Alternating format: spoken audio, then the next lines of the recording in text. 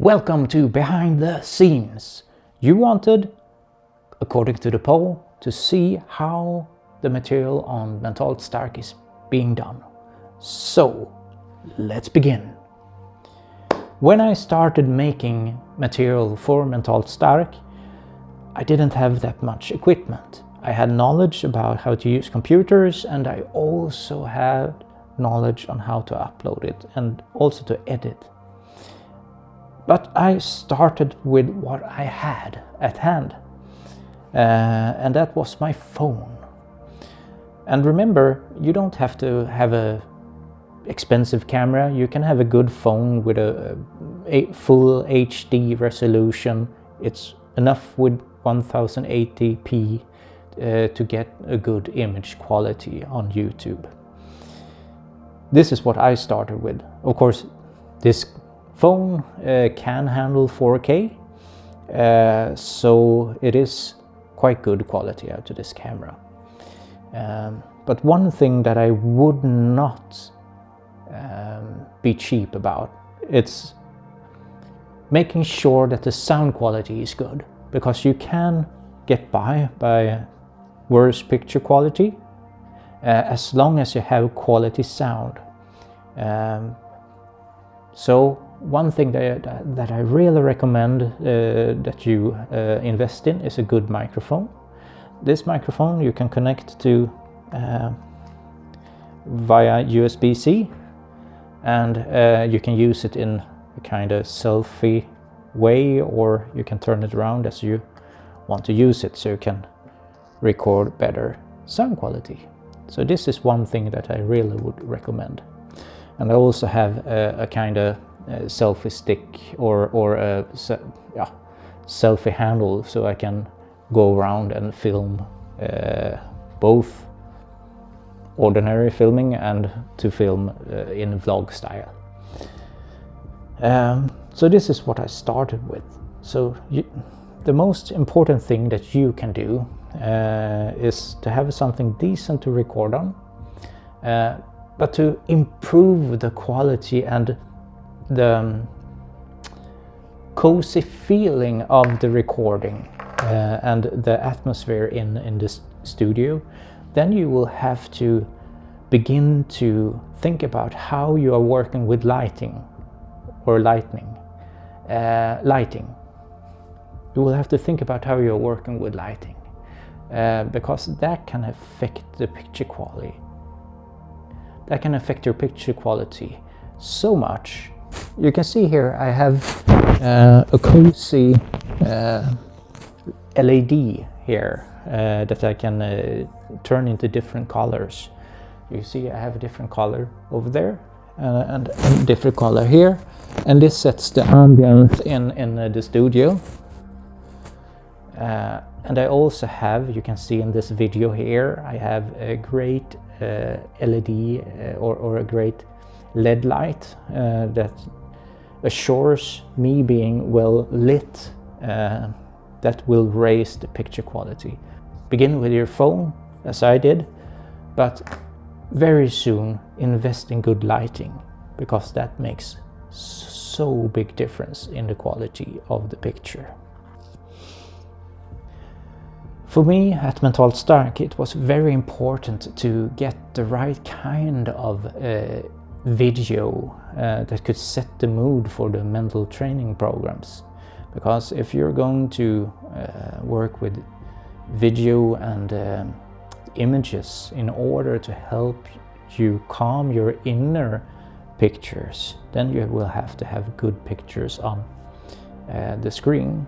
So I wanted to have lots of scenes where I would use drone shots in order to get a overview and a view of big landscapes and calm forests. So I began researching about drones, and I found this DJI Mini Pro 3. It has got a very good 4K camera. It only weighs about 249 grams, which means that because it's below 250, you can operate this, you can fly this without any license. You don't have to take a license to fly this. And it's easy to learn how to fly this. And while recording 4K video, you can record 4K up to, I record 50p quite often. So it has got good quality, it is easy to fly, and it has different modes that help you to do cool movements while recording. So this is very easy to use. And while getting into this, I still was operating the phone for my main video while doing talking heads or while doing vlogging. But I realized quite quickly that the quality out of this camera was way better than out of my phone. So this kind of sparked the interest for me to improve the regular camera also. So I bought instead a full frame camera from Sony. You can see this in the video here. This has got a full frame sensor, so it has the possibility to capture video at very low light situations. So this is extremely good to use if the picture quality is important, and if you want to have a great range of lenses to choose from. I haven't even put it on the table because I don't use it anymore, but I began with a standard lens, the kit lens. That's 28 to 60 millimeters, and it has an aperture of 4 to 5.6, and it's quite small, so it's easy to take with you if you're traveling, for example. So I thought I was going to use this quite a lot, but instead I bought a lens that's being used recording this right now. It's a 16 to 35 millimeters lens. It's the video line, so it has a motorized zoom, and it's a Sony G lens, and it has got aperture 4 straight through, so it's very good and perfect to use for these kind of situations. So I quickly realized that I would use this lens for mostly the majority of recordings I would be doing.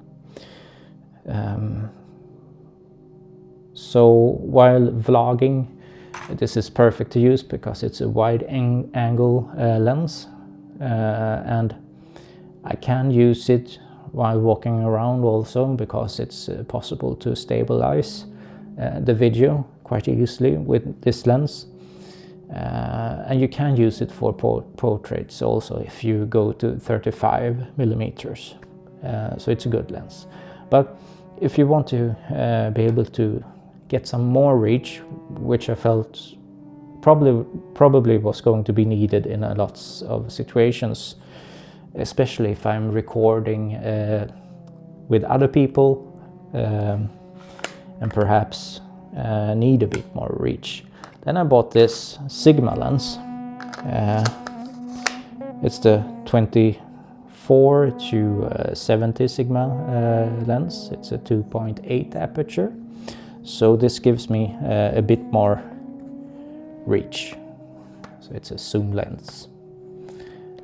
This is good if I'm, for example, will go out and film sports activities that doesn't demand far reach, but still that I can zoom in a bit, and because it goes from 24 to 70, I also can do almost a bit of a wide image with this also. So good lens. But I also wanted to get even more reach for videos where I film animals, for example, while being in Slottsskogen. You can see on my page that I've filmed seals swimming, and penguins, and cats and horses. In order to be able to get that reach, I can't jump down into the pool. Well, I can, but I won't. So I need a lens that gives me more reach, and I put a lot of thought in this lens, because this isn't a cheap lens. This is Sony's own lens, cost quite a lot, but this gives me the reach 70 to 200, and it's aperture 4, and this gives me the extra reach that I can zoom in. I've used this to record and to take photos of the Göteborgsvarvet, the racing event, and it gives me perfect images in order to get a bit more closer without having to move closer. So this is perfect for sporting events, or to taking video or photos of animals, for example, in order to be far away but still get the reach. It was also a very big plus with this lens that it also is a macro lens, so I can get very close and get very almost like enlarged macro photos. So that was a bonus for me to get a macro lens also. Also plus, instead of buying the GM, the master lens, that's aperture 2.8, this is 4, but that's well enough, because you still get the compressed effect from the telephoto lens, and the upside of not having the 2.8 is that this is quite smaller than the 2.8 aperture, the more expensive one, so it's easier to travel with, it's easier to pack this. And finally, if you have watched my videos, the music videos where I try to show off the capabilities of video filming in low light situations, then I have bought a very impressive lens. That's a prime lens, so this is not a zoom lens. This is from Sigma. This is the Pro Art lens, the Pro Art 50 millimeters with aperture 1.2. So this means that it can gather lots of light, and that's what makes it so good in low light situations. Amazing lens, and it's also a lens that's perfect for portraits. It has the amazing quality of getting gorgeous bokeh, which means that you get a good separation from the person and the background. So the focus is completely on the level where the person is, and everything else is blurred out. And you can also, for example, if I'm trying to take a good video or photo of this lens, if I really, if I go to the aperture 1.2, it will be an effect that everything around the lens will be blurry, and the lens will be completely in focus. I can really recommend this lens. It's one of my best lenses for what it's for. It's amazing. But you really have to stop and think about what you will be using the lenses for, because as I said, this is brilliant for portraits and low light situation, but you could use it for street photography. I have done it also, but you will have to move a lot because this is not a zoom lens. So if you prefer to be able to reach longer, further, without having to move yourself, then this a lens that's from 24 to 70 is a good option, because you have the possibility to stand still and still reach further by zooming. And as I said before, this 24 to 70 is an all-rounder. It's good for lots of situations. But when you have to have a bit more reach, then I would recommend 70 to 200. This will give you the extra reach. So it all depends on what you're going to film or take photos of. Perhaps you just want to start a YouTube channel where you vlog. Then you don't need these lenses that I have here. Then you just can focus on a lens that's on my camera now, the 16 to 35 FE 4.0 G lens. That's so brilliant. As I said before, aperture 4 all the way, all throughout the zoom. I don't need more in the studio because I have good lighting. If I were to film a lot in low light situations, then I would buy another lens or use this instead. But it's a brilliant video lens. Also good for taking photos, but it's a brilliant video lens because it has a motorized zoom also. So if I want to, I could zoom with this phone in and out while sitting here. But remember what I said.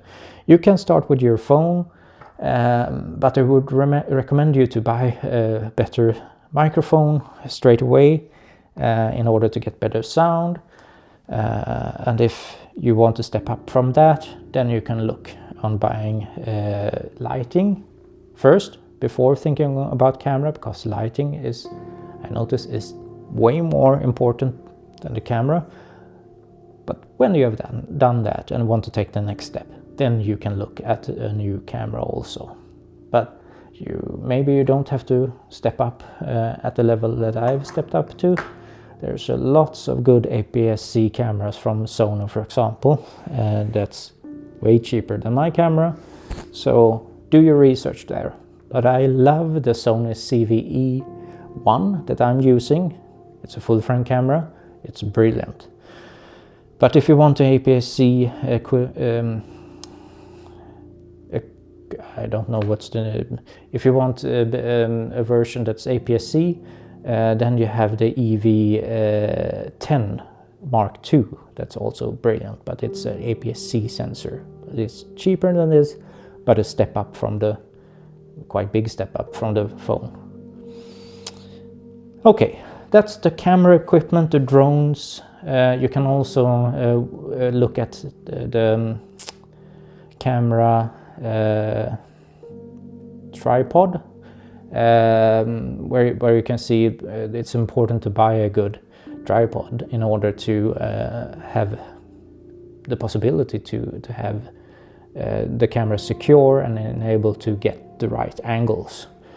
And as you see, I have also a tripod for my light, so invest in that, because you have so much more possibilities if you have a good tripod for your camera.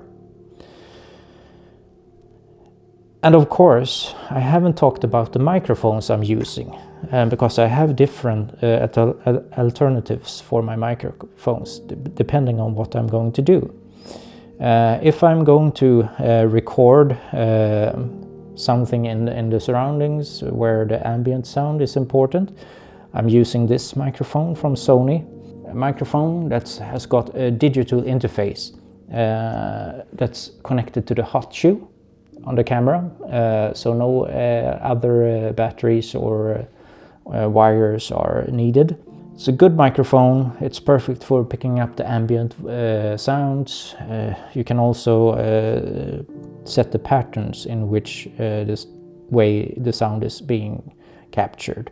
So if you wanted to record what's in front of it can. If you want to have a more surrounding recording, it's possible. You all set this on the setting. A brilliant microphone. I can really recommend it. So it's good if you want to have a quick and easy setup for the microphone. But if you are doing interviews or have the need to have more people getting mics, then I recommend Sony's.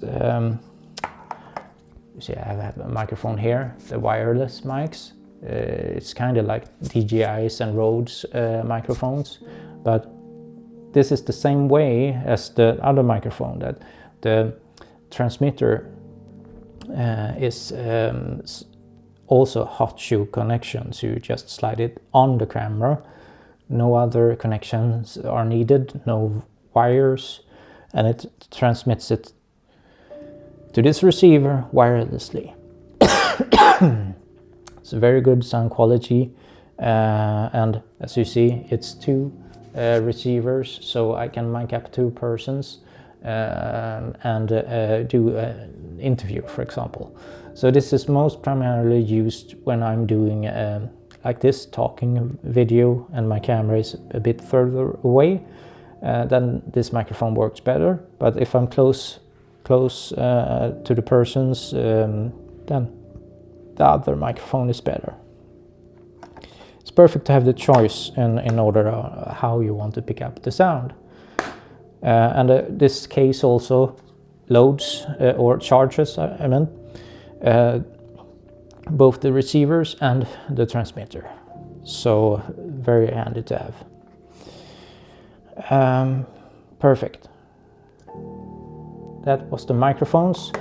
Also for the Sony CV1 I have the tripod or the handle, the selfie stick, the selfie remote control stick.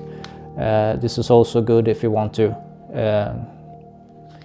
walk around and control the camera.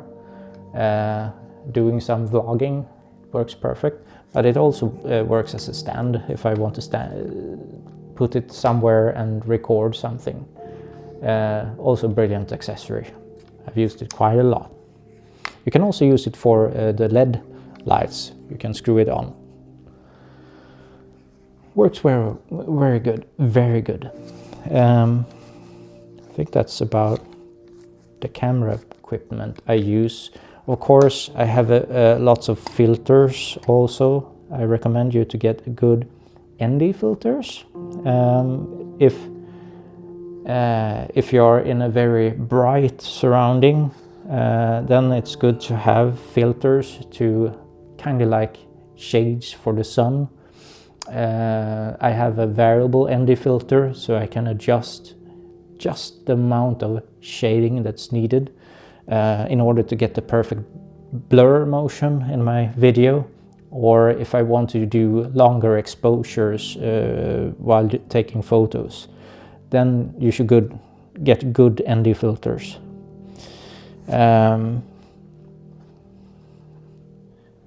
also didn't know that different lenses have different diameters. For example,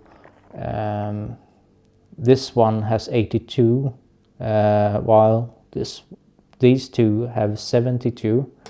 So in order to save a bit money, you should buy the diameter for the biggest. You should buy for the biggest lens. So I've bought ND filters for 82, and I have also bought a step down ring, so I can use it on the smaller lenses also. So you don't have to buy ND filters for every size of lens you have. Important to know. Tip from me. I thought I had to buy these filters for every lens size I have. That would have been expensive. But put some extra money on some filters, because it really makes a difference in order how your image will look, especially if you're going to do a lot of filming in the outdoors with difficult light settings. Well, yes, that was a short look on the equipment I'm using in order to get the drone shots, the video shots from above. that helps me to get the right mood and ambience in the training programs. And also another perspective, a more above perspective. You also seen how I have started with humble beginnings with only my phone, which I recommend you to do also. Don't wait until you can afford to buy a camera. Start now. The equipment isn't the most important thing, but it's fun. I love the equipment, but you don't have to start with the equipment. As I said before, put some extra effort and money into the sound. It's way more important than the picture, though it's fun to get a better picture also, but invest in sound first. And you don't have to go crazy and buy lots of different lenses, just buy one good, and I would recommend a Zoom 16-35 wide angle lens. Because that's perfect in order to get close while doing vlogging. And if you have up to 35, you can still use it as normal lens. Think about how you're going to record sound. I want to use these kind of wireless mics for talking recordings, and the shotgun mic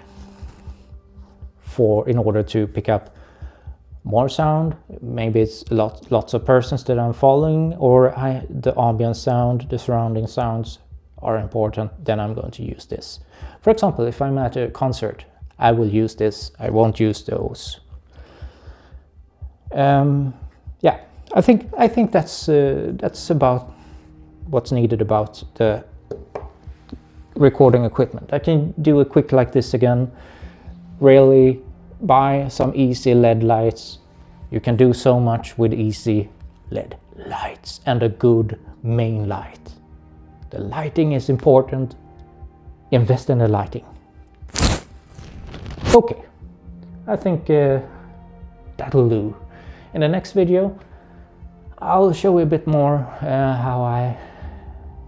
what my computer looks like, and what kind of software I use, and there are other good tips that you can see how I do also.